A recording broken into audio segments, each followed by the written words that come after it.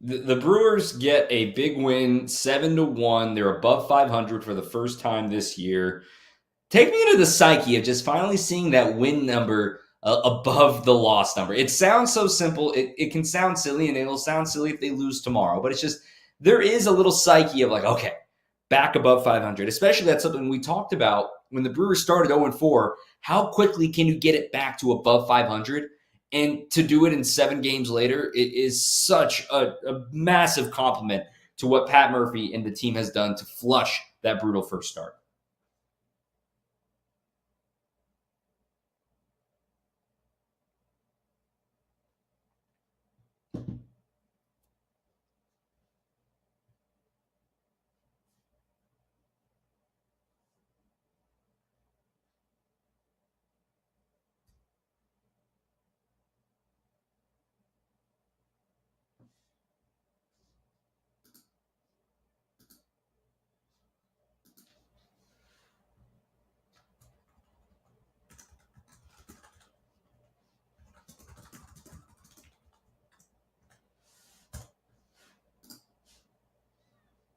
The Brewers get the win 7-1. We got the player of the game poll up on my social media at Dom_COTRONEO. That's on X, Dom_Cotroneo. It's a tight race right now.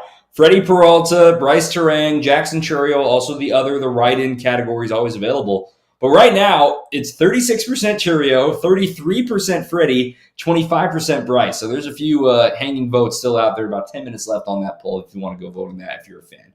Let's download this game, move on, and also we got to talk a little Quinn Priester. Bill trade happened on the off day. We'll react to that with Augie next year on 620 WTMJ.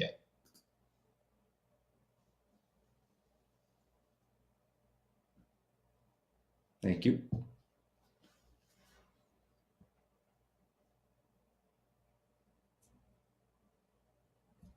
I'll do cider coming back here.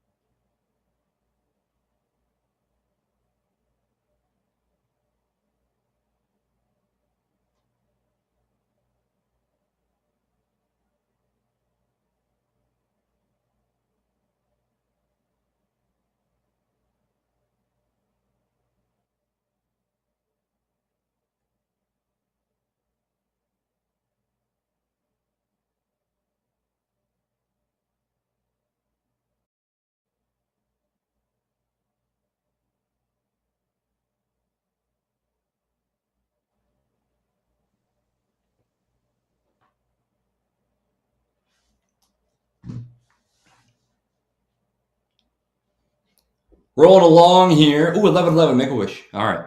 I'm Dom Cotroneo. Jerry Augustine is here with us, too. Also want to thank our friends at Cider, Heating, Plumbing, and Electrical. Despite what the forecast says this week, spring is here, and that means warmer weather is eventually on the way. Is your AC ready to keep you cool? Right now, it's Cider, Heating, Plumbing, and Electrical. You can get $25 off an AC tune-up. But hurry, this deal's only good through the end of April. Visit cider.com to schedule your appointment today. That's SEIDER.com. The Brewers have not announced a starter for Thursday. It'll be Tyler Alexander tomorrow.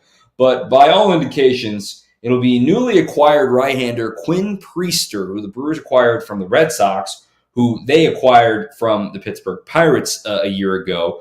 Quinn Priester, ultra ground ball guy, added 10 to 15 pounds of muscle this offseason. His velo was up to 96 miles an hour at AAA Worcester. Didn't have a spot on the Red Sox rotation coming out of camp.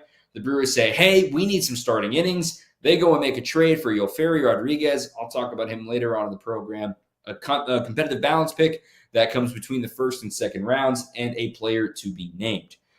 Needless to say, Augie, this is another indication that the Brewers just need arms, and they will take them where they can get them. And it's a precious commodity, right? You pitchers, man, being able to throw and get innings is what the Brewers need, and we'll probably get our first look at Quinn Priester on Thursday.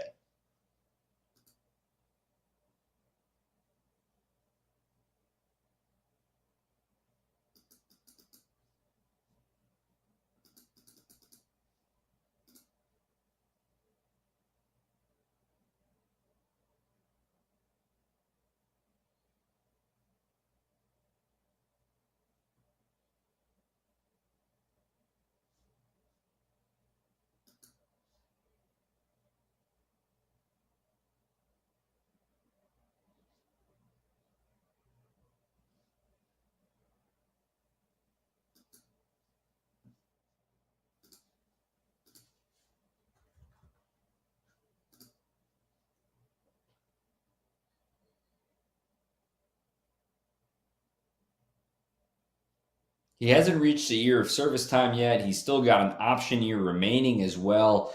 I know folks will see the big league career ERA being over 6. And I want to say, stop right there. It is such a small sample size for him in the big leagues. It is just barely less than 100 innings. It's 1 out away from 100 innings in the big leagues. And I just think of 2019 Corbin Burns. Granted, I'm not saying Quinn Priester is going to be Corbin Burns. But when you think of the reputation of talent, right? Burns was a 4th rounder out of St. Mary's. He was a really strong pitching prospect. I saw Burns on the Cape Cod League, and then you see him in the minor leagues, like, wow, this guy's really good. But then 2019 happens in his first just shy of 80 innings, right? In 87 innings, he had an ERA that was north of 6. I am not saying Quinn Priester is going to become Corbin Burns, but that's how small of a sample we're really working with so far with Quinn Priester in the big leagues. And like you said, Hookie and Henderson and everyone in the Brewers pitching development are going to have their chance to have plenty of time with 6 years of control of Quinn Priester.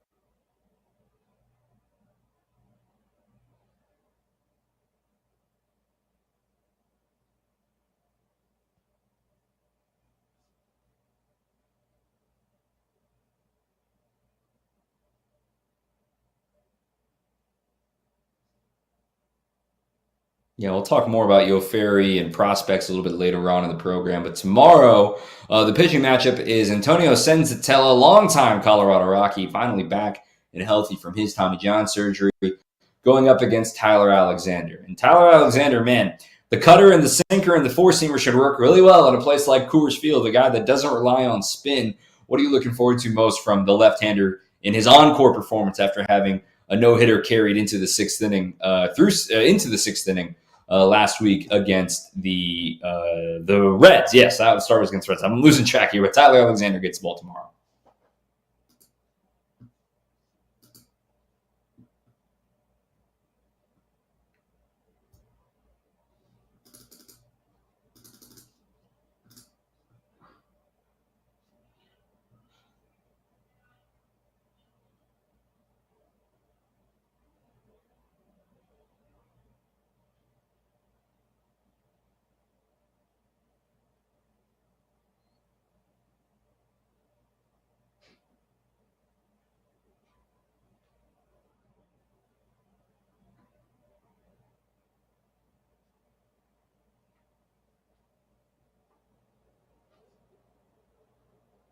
It's going to be a lot of fun. Jerry Augustine joining us here on 620 WTMJ. Augie, appreciate you. We're in your time zone here these next few days, and I'll send you on your way, and appreciate you always providing some insight for us.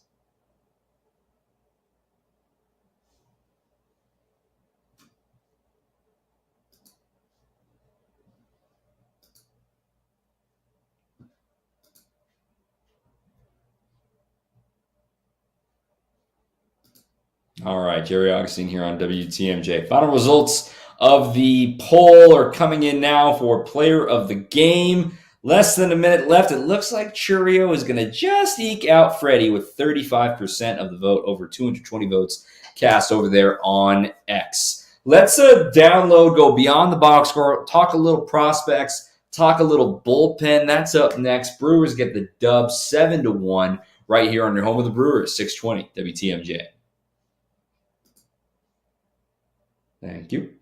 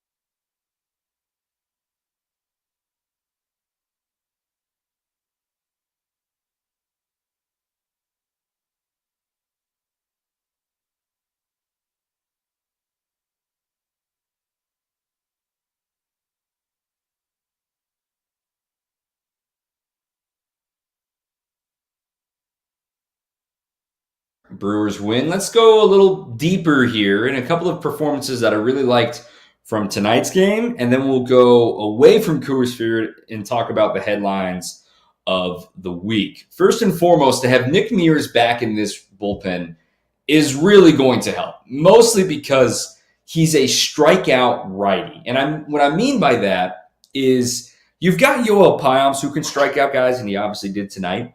But Payamps is generally reserved for the higher leverage moments like in the eighth inning or even in the seventh inning, perhaps. But when you have that situational right on, right at bat, and Nick Mears can come in a little sooner than maybe you think, I think Nick Mears has got closer stuff. He's got 3 great pitches. And when he gets his velocity back from his sickness, when he lost all that weight, tonight he was sitting 93. He's going to get that back up to 96 at some point this year once he gets strength, once he finds himself. But to have 14 strikeouts from this pitching staff total, 2 apiece from Uribe, Payamps, Mears, and Hudson. I mean, wow, only 1 walk among those 4 relievers too. Really, really loved what we saw from Nick Mears. Good to have him back and going in the right direction. So you look at this bullpen, and you can imagine, the corresponding move today to put Mears onto the active roster was actually placing Connor Thomas on the injured list, is what was diagnosed as left elbow arthritis. That doesn't sound great, but Pat Murphy hinted at it on Sunday in his availability, saying that we knew he had a bulky elbow, and now he's getting placed on the injured list.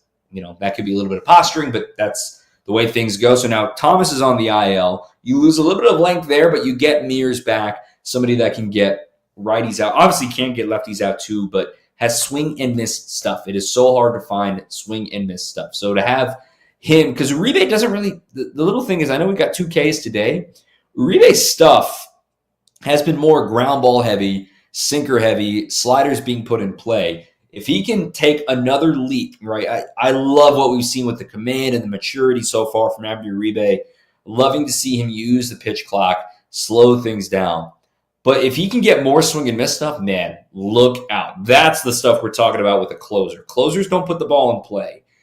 Uribe, that is a hard hurdle to clear, but he has that on his trajectory right now. So I'm really excited for what this bullpen can do. We didn't even see McGill tonight. Koenig got up, didn't get into the game. We saw Hudson instead. And then you still remember, depending on what the Brewers decide to do, now that they have a plethora of pitching all of a sudden, they can decide, hey, DL Hall, I know we're building you as a starter right now, but let's put you in the bullpen. Maybe you find a quicker role to this team that way. Same with Aaron Ashby, the way that things went in the second half last year. This is where that depth is starting to come back with Jose Quintana returning hopefully on Friday. That's not official yet, but the Brewers have good things going. Let's talk briefly about the trade and Yoferi Rodriguez and the overreaction that I saw on social media. And I'm not saying this is everybody, but the reaction by some folks of Yoferi Rodriguez is a can't miss, no doubt, everyday big leaguer is just absolutely wrong. I'm sorry. And I will wish Yoferi Rodriguez all the best in the next stage in his career as he becomes a Red Sox. I hope he makes the big leagues because that's good for all parties. That's how trades happen. It's when you're able and comfortable to say, we really want this piece. Are you willing to give him up? And the Brewers are able to say, hey, he's a 19-year-old. You have control of Sal Frelick, Garrett Mitchell, Blake Perkins, Jackson Chourio for years. On top of that, you have more on the way in the outfield. And Jesus Made, I know he's an infielder now. He's probably going to end up in the outfield. Pena could end up in the outfield too. There is some serious talent on the way in this organization. And I know one publication had Yoferi Rodriguez as a number 7 prospect. That doesn't mean he's a number 7 player in the Brewers organization. There are ways that these guys make these lists. Opinions differ. If you had to ask me, just go watch. If you have MLB TV, you can watch the Brewers minor league system. I mean, everyone's streamed nowadays, right? Everyone has a great stream too. Carolina, the Mudcats final year in Zebulon, they have one of the most exciting teams I have ever seen. And Yoferi was on that team a season ago. This year, the Carolina Mudcats, now Jesus Made has not played in the last couple of games. We're going to get to the bottom of that here shortly. But Braylon Payne, last year's first rounder, was on it. Luis Pena, who was on that team with Made in the DSL last year, he's off to an incredible start. My favorite prospect, young hitters in this organization, Josh Adamchevsky, he is off to an incredible start. He had 4 hits tonight. He's got a couple triples and a homer as well. I think Adamchevsky might be one of the best hitters in the Brewers organization. He's not on the top 30. That's how hard it is to be a prospect writer. So when folks say, oh, Brewers got fleeced, oh my gosh, they got fleeced. If Quinn Priester turns in 100 innings this season as a starter, gives you 18 starts or something like that, oh my gosh, yes. And he's got multiple years of control for a 19-year-old outfielder, for a draft pick. Not every draft pick pans out, and a player to be named. That player to be named could make the difference of the deal, but sometimes you got to get rid of the prospect hugging. I've said this for a couple of weeks now. Matt Arnold and company know that the Brewers, they're okay with pulling bait. They're okay with understanding, hey, we might have got this wrong. We might need more pitching depth. They went and signed Jose Quintana during spring training. They go and make a trade to get more depth in Quinn Priester. They bring back Brandon Woodruff knowing he's not going to pitch at all in 2024. They are willing to pivot. And I think that's a great thing to do in April when the worst thing that can happen is, oh, Quinn Priester spends a whole year in AAA Nashville. That's not going to happen. He's already with the team right now. But the point is, you got to throw it on the wall and see if it sticks around. Chad Patrick's sticking around right now the way things are going. Nestor Cortez, he's on the IL. Who knows what his timeline is going to look like right now with the flexor strain.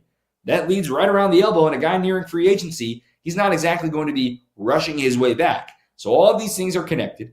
They're giving more time for Brandon Woodruff to get ready to. So all of this, I think, is a very welcome move. I'm a big fan of the move. I think Quinn Priester can be a very, very serviceable starter for the Milwaukee Brewers. Good? Good. Let's hear from the manager, Pat Murphy. That's coming up next. Brewers win 7-1 on 620 WTMJ. I had a Brewers official tell me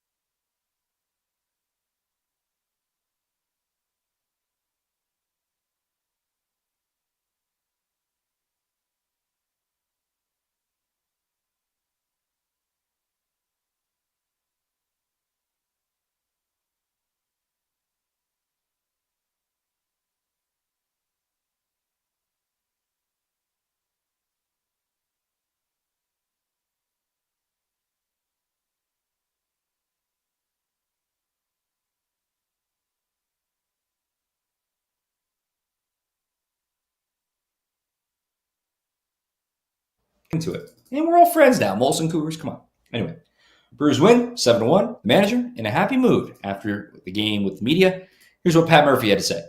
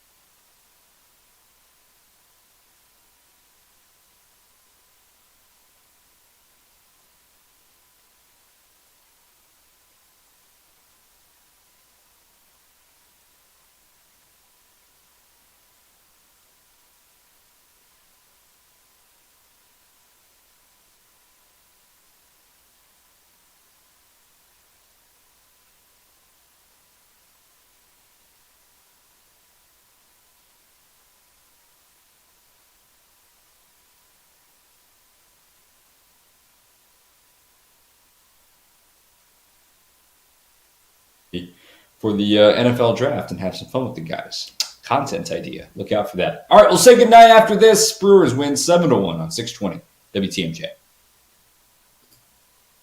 Thank you. Can you also email me the